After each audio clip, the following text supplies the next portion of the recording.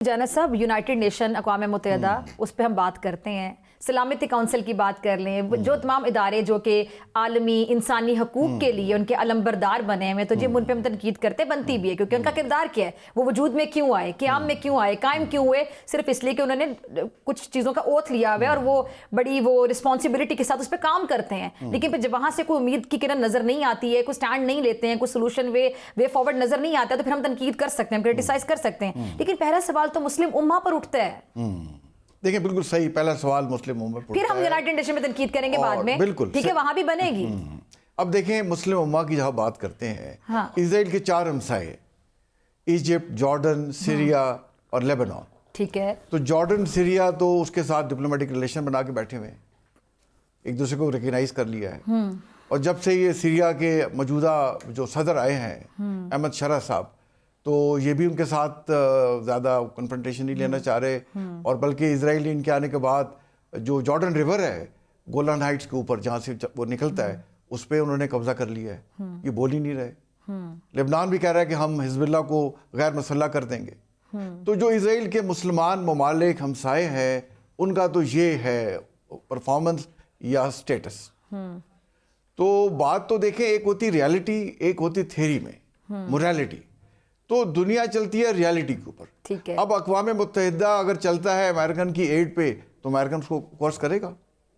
اگر international criminal court نے اس کے ارسٹ وارنٹ گرفتاری جاری کر دی ہے نیتن یاہو کے، بٹ اس کو امپلیمنٹ نہیں کرا سکتا۔ کشمیر پہ درجنوں کے قراردادیں سیکورٹی کونسل اور جنرل اسمبلی کے، اس کو امپلیمنٹ نہیں کرا سکتے۔ تو میں یہ سمجھتا ہوں کہ یہ جو غزہ پیس جو بورڈ بنا ہے، یہ ان 20 جو تھے نکات جو شرم الشیخ میں پریزنٹ کیے گئے، اس میں سے ایک ہے۔ اگر یہ بھی نہ ہو تو اس وقت کیا پروسیس ہے جس کے تحت آپ غزہ کو اس کو ہیلپ کر سکتے ہیں؟ ٹھیک ہے، اور اس میں دیکھیں بڑا ہائی پاورڈ بورڈ ہے، ایکچولی ایک سٹارٹ ہو گیا نا، ایک اچھا سٹارٹ ہے۔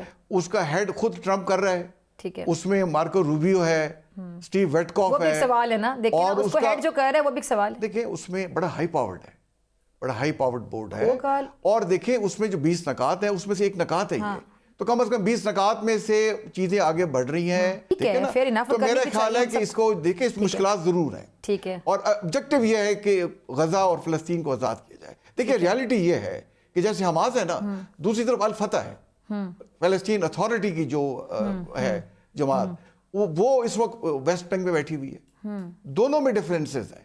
تو فلسطین کی بھی جو مختلف شاخیں ہیں، ان کو چاہیے اپنے میں اتحاد پیدا کریں، اور مسلم ممالک ان کے ساتھ کھڑا ہونا چاہیے۔ دیکھیں میں اس پہ سمجھتا ہوں کہ چیلنجز ضرور ہیں، مشکلات ضرور ہیں، بٹ یہ جو غزہ بورڈ کا جو بنا ہے، بورڈ جو بنا ہے غزہ پیس بورڈ، اب دیکھیں کہ ایک مثبت پیش رفت ہے، اور اس کے علاوہ آپ کے پاس اور کوئی الٹرنیٹو ہے نہیں۔ ٹھیک ہے، ہماری پاکستان کی پریزنس سے اس پیس بورڈ کو طاقت ملے گی، اور ہم ڈائریکٹلی اگر اپنی فورسز بھیجتے ہیں ٹرم آف ریفرنس کو پتہ کرنے کے بعد، تو ہم غزہ کے لوگوں کی جا کے جو اس کی دکھ اور تکلیف ہے، ڈیفیکلٹیز ہیں، اس میں کمی لا سکتے ہیں، ہم ریکنسٹرکشن کر سکتے ہیں، میڈیکل کیمپ لگا سکتے ہیں، اور انہیں پروٹیکٹ کر سکتے ہیں اسرائیلی فوج سے۔ تو میں یہ سمجھتا ہوں، دیکھیں کہ ٹرمپ کے صاحب جیسے عبداللہ نے کہا کہ کیا ہم اسرائیل پہ ٹرسٹ کر سکتے ہیں؟ نہیں، دیکھیں نہ آپ اسرائیل پہ ٹرسٹ کر سکتے ہیں۔ بات یہ ساری جو ٹاکس ہوتی ہیں، اس طرح کے جو معاہدے ہوتے ہیں، یا اس طرح کا جو فریم ورک جب تشکیل دیا جا رہا ہوتا ہے، تو میرے ذہن میں ایک سمپل سا سوال یہ آتا ہے کہ سب سے پہلے اعتماد ہوتا ہے نا دونوں پارٹیز کو ایک دوسرے کے اوپر، پھر آپ کام کرتے ہیں۔ دیکھیں اسرائیل پہ تو آپ ٹرسٹ نہیں کر سکتے، اسرائیل پہ تو آپ ٹرسٹ نہیں کر سکتے، اور انٹینشن جو ہے نا اوور نائٹ چینج ہو جاتی ہے۔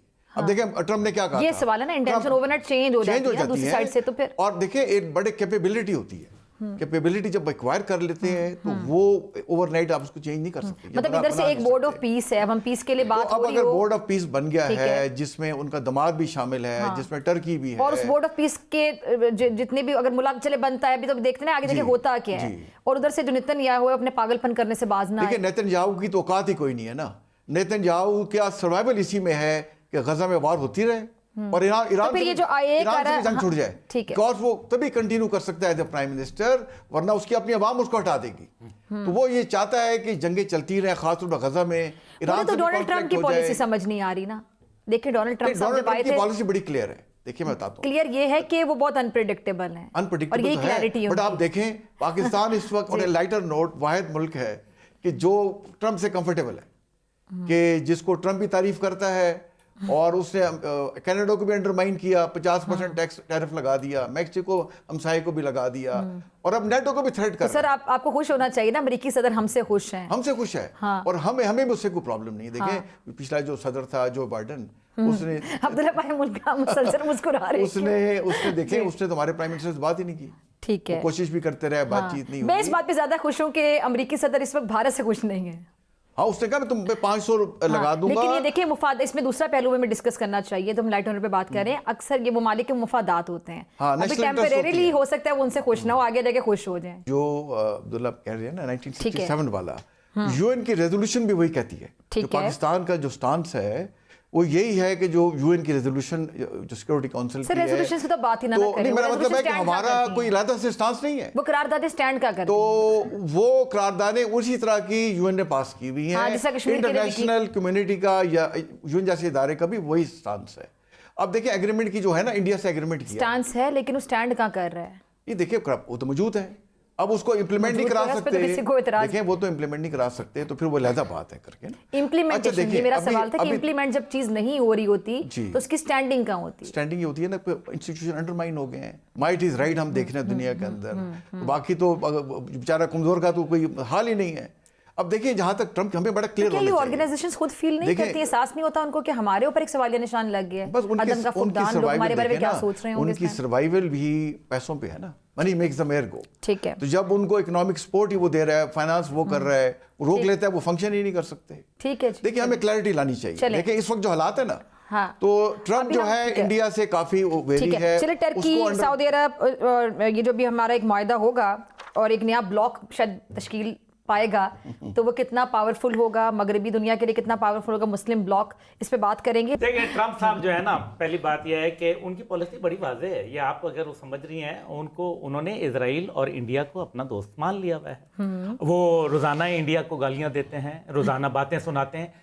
یہ بتا دیں کہ پھر مدد کس کی کرتے ہیں 10 سال, یعنی وہ جو پنجابی والا محاورہ میں نے بولا, سجی دکھا کے کھبی مارتے ہیں. ہاں بالکل, سجی دکھا کے کھبی مارتے ہیں. اور 10 سالہ دفاعی ڈیل کس کے ساتھ کرتے ہیں, امیگریشن کے قانون کے اندر انڈیا کا نام رہتا ہے. وہ نہیں چاہیے جناب ٹرمپ صاحب, ہمیں مہربانی کرو, ہمیں زبانی کلامی باتیں نہیں چاہیے آپ کی, ہمیں کوئی عملی مدد کر کے دکھائیں. بات یہ ہے کہ ابھی جو ساری باتیں انہوں نے کہی ہے ڈیزائن صاحب نے, بالکل میں ایگری کرتا ہوں, لیکن بات یہ ہے کہ کیا یہ ساری چیزیں ہم غزہ میں جا کے کیمپ لگائیں گے, ہم میڈیکل کریں گے, بالکل کرنا چاہیے, بالکل کرنا چاہیے, لیکن یہ ساری چیزیں تو اس کنڈیشنلٹی پہ ہونی ہے ڈاکٹر فضا, جب ہم نے پہلے 1967 سے پہلے والے بارڈر کے اوپر وہ تسلیم کرے القدس شریف کو کیپٹل, وہ وہاں ابھی تک کوئی معاہدہ نہیں کر رہا. ٹھیک ہے جی.